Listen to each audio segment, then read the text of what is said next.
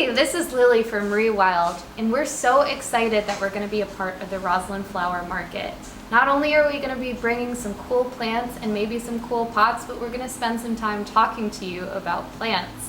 This will include a virtual plant care workshop on April 25th. Kits will be available for pickup that weekend, and we are going to be bringing you some plants, pots, soil, and rocks should you choose to participate. Here's a little sneak peek of some of the things that we're going to be covering in the Plant Care Basics workshop. I'm here to talk to you about one of my favorite topics, plants. Our mission is to embolden you with all the resources you need to best care for your plants in a way that's easy for you and that fits in with your lifestyle. I'm going to help you understand the conditions of your space, and next, read your plants and understand what your plants are trying to tell you about what they need. Tell me, plants. Hello. Most likely, it's not as much as you think. Generally speaking, we tend to stray away from a prescriptive method of plant care and adopt a more intuitive method of plant care. You could start with identifying a space in your home that could use a plant. You want to be able to gauge what's happening in your space. Many of these plants like a bright indirect light. Indirect light, what does this mean? Perhaps you're in your home, it's the middle of the day, your lamps are off, and you're able to read a book comfortably without turning the lights on. That's what we would describe as a bright indirect light, or a nice ambient diffused light.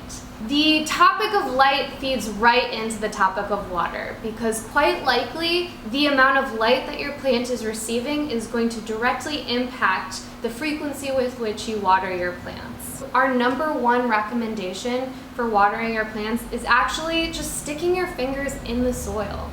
Top 1 inch, right up near the base of the plant. If I feel moisture, I'm gonna wait to water. So you might wonder when you need to repot your plant from the pot that it's currently in. You really wanna just graduate your plants to slightly larger pots as time goes on, rather than aspirationally planting a small plant into a large pot, hoping it will grow to fill that space. The best way to control against overwatering is proper drainage. And so one great way you can increase drainage is by using a terracotta pot. And another way that you can provide your plant with really good drainage is by adding a layer of stones to the bottom of the pot. So I'm using a volcanic rock, and it really does increase air circulation at the bottom. Next, before even adding any soil to the pot, I'm gonna remove the plant from its grower's pot. I will start by giving this pot a little squeeze, as I like to call it, a little hug. I love you. I'm just trying to loosen it up. Really what we're trying to avoid is pulling the plant out of the pot. We really want to just reduce the amount of stress that we're placing on the roots during this time. So the best we can do to ease the plant out of its pot, the better. Now I have loosened up the bottom of the roots, I'm just going to go ahead and put this right in the pot before adding any soil to the equation. So I'm taking this and adding it to the sides. And I'm just giving the plant a little bit of a wiggle as I do that. I find this method to be a little bit easier than adding soil first. As the soil line starts to raise up towards the top of the pot, rather than packing it down with my fingers and compressing the air out, what I like to do is just give the pot a little bit of a tap, create a bit of an earthquake in there, and what will happen is the soil is going to settle out more naturally. I'll be able to more easily identify those areas that need more soil added.